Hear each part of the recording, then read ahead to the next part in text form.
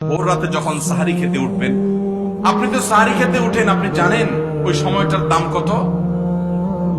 আমরা বেশিরভাগ মানুষ জানি না ভোর রাতের এই সময়টার দাম কত।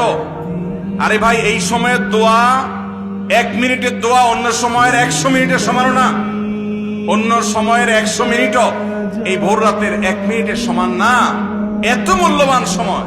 সাহারি খেতে উঠছেন, সাহারি খান, ভালো কথা, কিন্তু সাহারি খাওয়ার আগে পরে 10টা মিনিট জায়নামাজে মুসল্লাতে দাঁড়ান, একটু 2 রাকাত নামাজ পড়েন। এই সময়টা দোয়া কবুল হয়। আল্লাহ ডেকে ডেকে বান্দাকে দেন। একটু হাত তোলেন, চেষ্টা করবেন তো ইনশাআল্লাহ। আপনার বাসার এক কোনায় চলে যাবেন, একটু আলো আধারিতে চলে যাবেন, সেখানে গিয়ে বসে আল্লাহর কাছে একটু কথা বলবেন।